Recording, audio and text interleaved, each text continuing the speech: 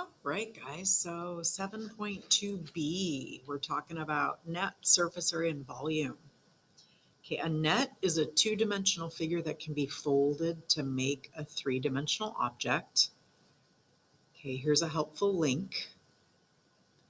And we're going to look at each net below, trace the outline of one base, name the object that is created when the net is folded, and can you create congruent parallel plane sections, cross sections?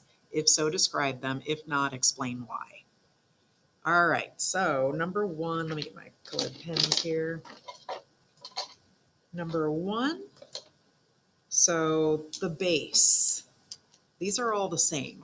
So it doesn't matter when you fold this up what one of these you color in as the base. So I'm going to just pick one. Okay. The object that you get when you fold this up is called a cube or a square prism. Okay, can you create congruent parallel plane sections, cross sections? If so, describe them. So yes, squares of the same size.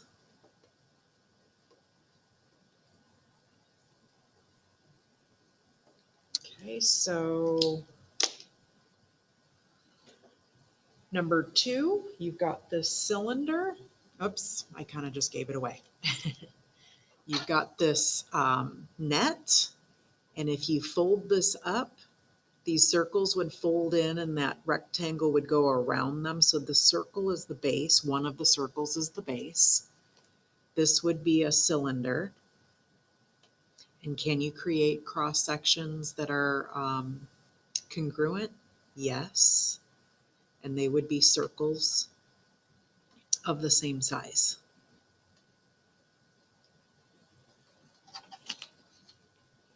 Okay, our next shape. Okay, if you put all that, folded that all up and made a 3D object out of it, it would look just like our doorstop. Okay, just like a doorstop looks. Now remember that a prism has polygons that are the same size and shape on both of the bases. And then around those, the lateral faces are all rectangles. Okay, so this is going to be the base, or this one up here. It doesn't matter which one you shade in, or trace, I should say. This is going to be called a triangular prism. And then if you slice parallel, if it's sitting on a triangle and you slice parallel cross sections, yes, you will have triangles of the same size. Okay, that would look something like this. Okay, granted, this one doesn't look like a doorstop, but this is a triangular, triangles on the bases, prism, because the triangles are all connected by these rectangles. Okay, and if you take this out, this is the net of this particular triangular prism. Okay, it looks very similar to the one that's in number 3, but these are not squares. It's not an equilateral triangle at the end, at the bases. It's a right triangle is what number 3 looks like on the paper. Okay. Okay. Next is this guy. This guy is this guy. Okay. When you fold that all up, you get a square pyramid. Notice that this is an apex, and notice all the triangles that come up from this base. That's the difference between a pyramid and a prism. Okay, so this is called a square pyramid. Okay, and we really should have these little markings on there, okay, saying we're all equal. Okay, and then this square there is the base. Now let's think about if we did cross sections of this thing, cross sections, we would not be getting congruent shapes, okay? No, we would be getting squares of different sizes. That's super important to understand. Okay, notice in the prisms on numbers 1, 2, and 3, the answer was yes. And then as soon as you have a pyramid, the answer is no. Okay. Okay, this guy. If you folded all this up, you would end up with basically this thing. Hold on, sorry. Basically a cereal box. Okay, if I cut all these edges and just laid it flat, okay, that's exactly what it would look like, or it's one look of it. Okay. All right, so any one of these rectangles can be the base. Any one of them it can sit flat on. Okay, because if it sits flat this way, all of these around it are rectangles connecting these two bases. If it's sat this way, same thing. All of these around it are rectangles connecting these bases. And then if it's sat this way, same thing. All of these around it are rectangles connecting the bases. Okay, so it doesn't matter which one you've traced over. Okay, this is called a rectangular prism. And if you slice that, yes, we're going to get congruent rectangles of the same size. Rectangles of the same size. Same size.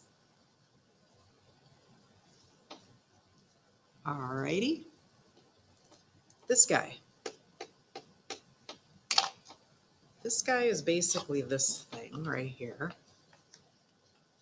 Okay, do you see the two triangles in there? Okay, it's another version of number 3. This is another version of number 3. If you folded all those up, you would end up with a triangle there, and then you'd have 3 rectangles around it. Okay, so this is a triangular prism. The base, did I do the base on the other one? Yes, I did. The base is one of the triangles, Doesn't matter which one you trace. Triangular prism. Can you create parallel cross sections? Yes. You would get triangles of the same size.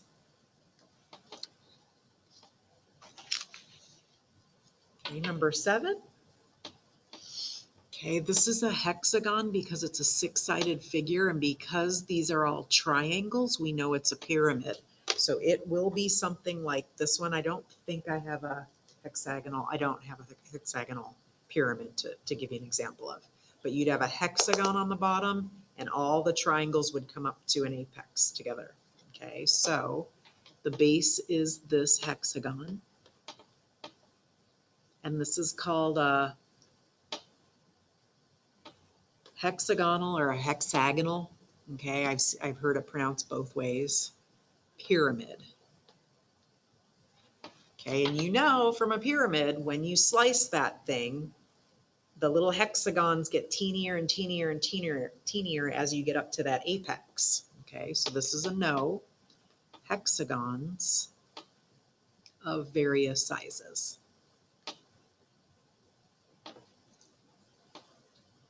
Okay, this guy. So remember that a prism has 2 bases that are the same polygons, and around it, the lateral faces are all rectangles. So one of these pentagons needs to be traced, doesn't matter which one. This is a pentagon because it's a 5-sided figure, so pentagon, pentagonal, okay. prism. And remember, any prism, if you take parallel slices in that, you're going to get that same size pentagon the whole way. Yes, pentagons of the same size. Of the same size. Okay, a couple more nets on the next page. All right, sketch. Sketch the 3D shape the following nets would form. Okay, so you're going to do the best that you can. It's tough to draw in 3D on a 2D piece of paper. Okay, so this would all form into a cube.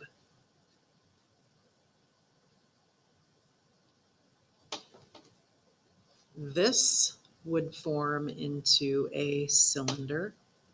So I try to keep the solid lines the ones that you could see if you were looking at it. And then I dot the ones that are kind of like back to give it some dimension. Okay. This one.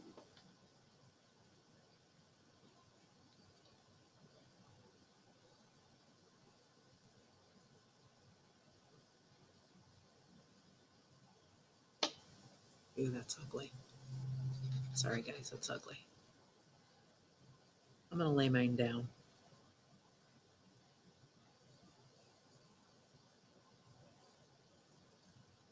That's ugly too. Sorry. See how tough this is? It's even tough for the teacher.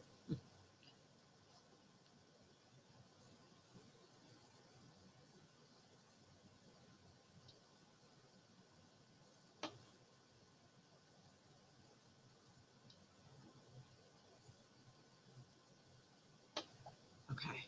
Ish. Okay, so if you wanted to make it a bit more like a cereal box, let's see. Let me try that one.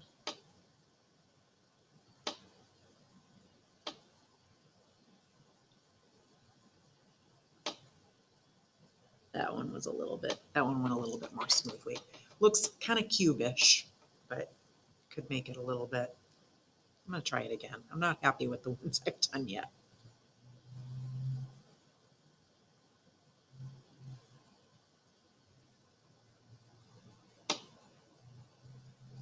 Okay.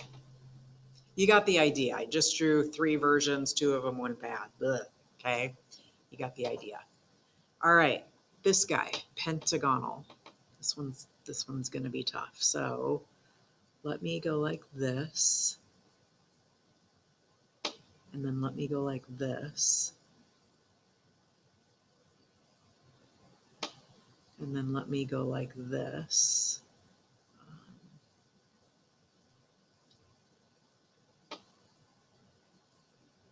That's going to be behind. And so is that. Whew, not pretty.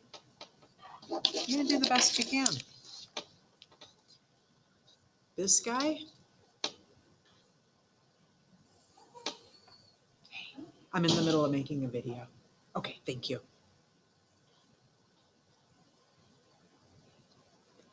All right, this guy, that one will have be on the back side, front side, front side. Okay, that one wasn't too bad.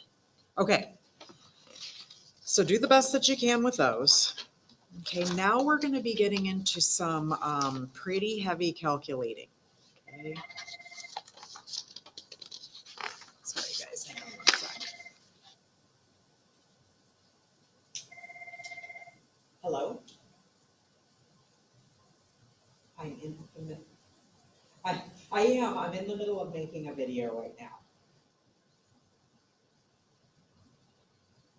Okay.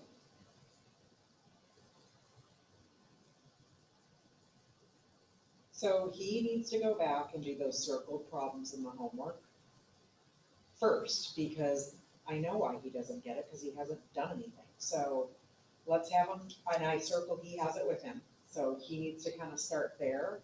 And then I'll be done about 2-ish if he needs to come down here to get some help with any of it. I need about 20 more minutes with this video. Okay, cool. Thank you. Okay, bye-bye. Okay, sorry guys.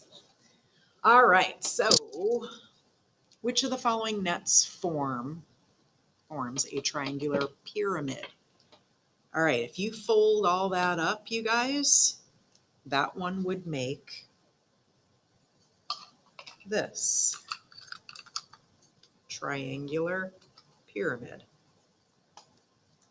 Okay, this is what it looks like. That's that exact net, actually. Okay, could this be here? And then fold it all up and get the same thing. Okay, yes, it could. How about this? Okay, would that have a bottom? This one wouldn't have a bottom. You could visualize bringing this together with this, but then it's got like, it would have to have like a square down at the bottom. Okay, so just A and B. All right, number 11. Well, let's first talk about surface area. So surface area is the sum of the areas of all of the faces and is measured in square units. Volume, on the other hand, is the amount of space inside a 3D object and is measured in cubic units. Okay, so the net to the right forms a cube. Each square has a has a length of 4.2 centimeters. What is the surface area? What is the volume? Okay, these definitions are important right here. Okay, and you definitely need to know how to find the surface area and the volume of a cube for 7th grade standards. Okay, all right, now let me get my cube. Sorry guys, cube. All right, my cube. So this thing has 6 sides. So you need to find the area of this side, this side, this side in the back, this side, and this side, and add them all up. Okay, so surface area is, think about splaying this thing open so it would look like this. It would look like this, and you're going to find the area of all 6 of these sides and add them up. Okay, so the surface area, we're going to just abbreviate that SA. Surface area, we're going to have 6 base times heights. Doesn't it make sense that the base and the height of all these are the same? Okay, this is 4.2 times 4.2 centimeters. Everything is 4.2. So to find one of these, you do 4.2 times 4.2, that's one of them, and then you would multiply that answer by 6 total. Okay, so surface area, we have 6, 4.2 times 4.2. Okay, and in a calculator, that comes out to be 105.84, and we are in, any area is centimeters squared. Any area, even surface area. Surface area is just like a jumbo area. You're just adding up all of the areas of all the sides. Okay. All right, the volume. The volume formula for any prism is big B times big H. Okay, big B, where big B is the area of the base of the shape. Okay, so volume is big B in this case. So the base of this is just base times height. Base times height times height. So this down here, base times height, base times height, and then we're going to take the height of the prism. That's the big H. All right, so we've got 4.2 times 4.2 times 4.2. Probably in elementary school, you were just told to multiply those three things together, but that is the reason why. Okay. So when you multiply that together, you get 74.088. Okay, now please hear this out. Volume is centimeters cubed. It's three-dimensional. It's three-dimensional. Okay. All right. Let's do our cereal box. Rectangular prism. Okay, draw a net for the following shape and label the edges. Okay, this isn't pretty for me, but here it goes. Got that. Got that. Got that. Got that. Got that. Got that. Ooh. Okay, if I slice this thing open on some of these edges and laid it flat, sorry guys, I am not an artist, as you can clearly see during this whole lesson. Okay, so we're gonna go ahead and label this up. So 20 is the length. 20, are we in inches? Yes, we are. 20 is the length of that. 20 and then by 5 and then by 8, 8 inches, 5 inches. Okay, so the little guy is 5 inches, the medium guy is 8 inches, and the long guy is 20 inches. Okay, now the surface area of this thing. Surface area of this thing. Do you understand? We've got 6 sides. Okay, we've got 2 of these that are the same, 2 of these that are the same, and 2 of these that are the same. Okay, so you're not memorizing any surface area formulas. You're thinking about what the 3D shape is made up of, and then you're going to be adding them all together. Okay, so surface area is going to be 2 base times heights plus 2 base times heights plus 2 base times heights. Okay, so I've got 2 20 by 8 plus 2 20 by 5 plus 2 5 by 8. Okay, so everything needs to get with everything. Okay, so these are my 20 by 8s, 20 by 8, and I've got this one and the one behind it. Okay, this one is 20 by 5, and so is this one. And then this one is 5 by 8, and so is this one.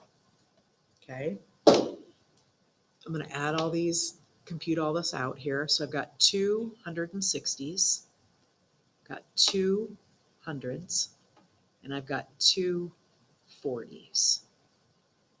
320 plus 200 plus 80 equals 600 inches squared. Scooch that up.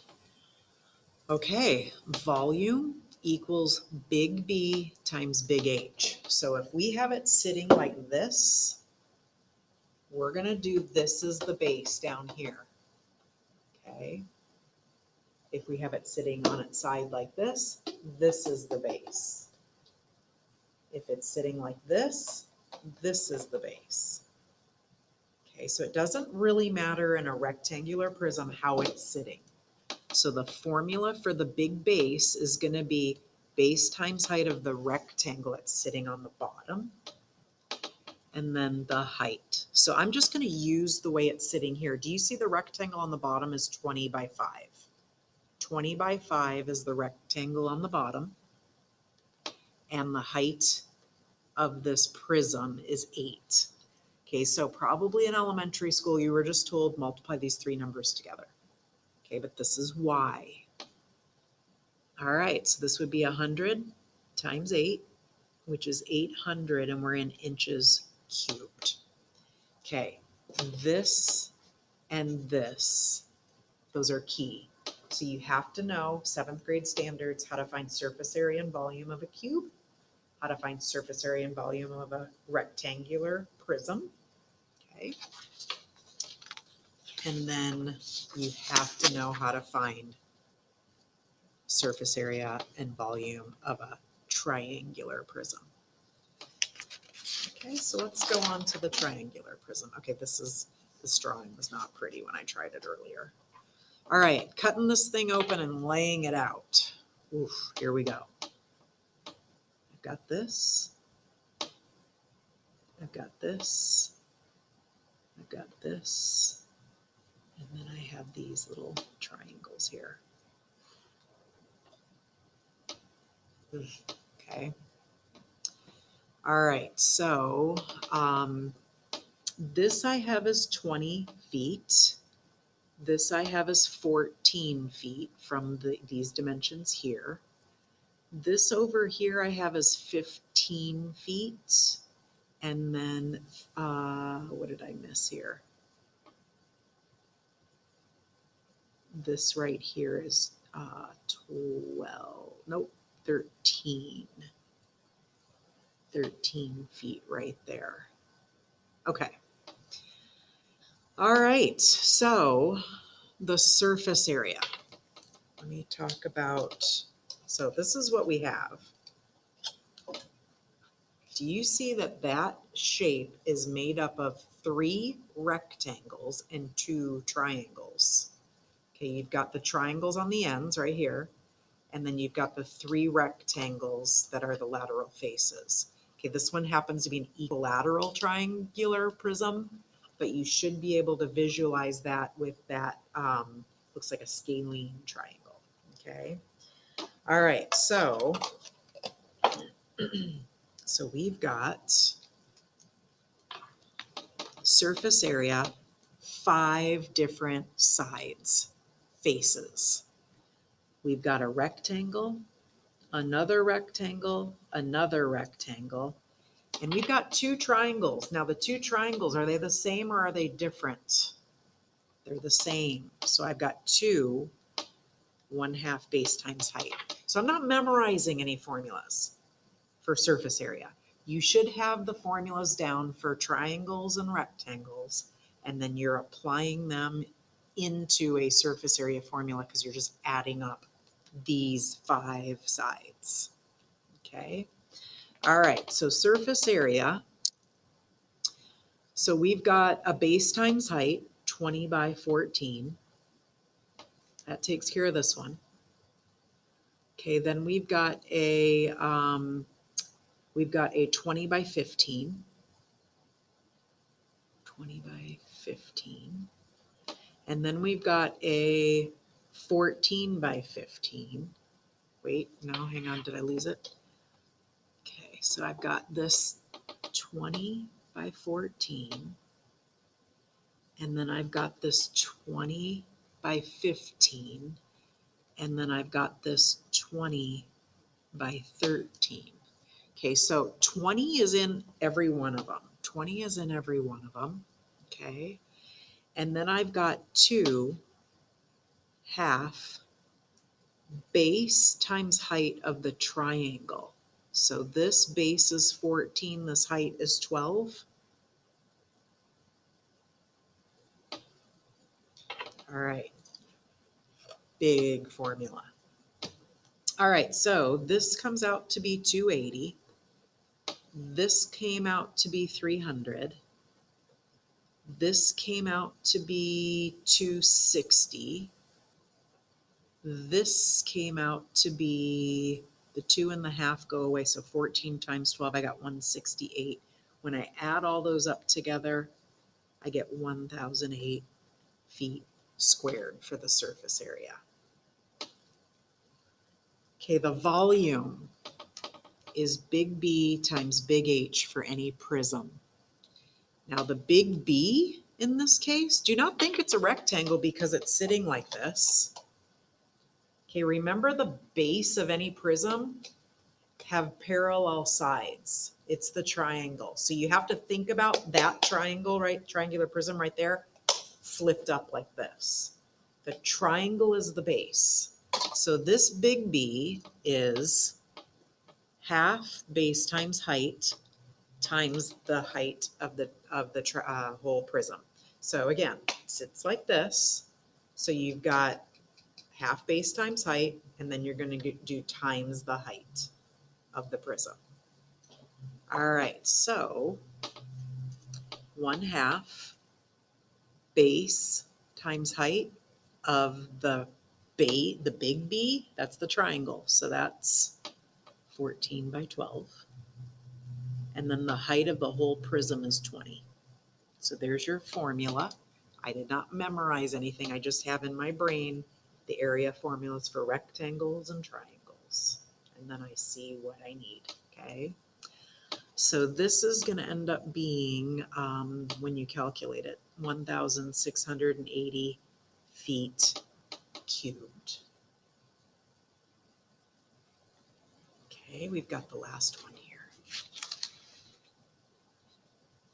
Square pyramid. Okay, you need to understand this square pyramid.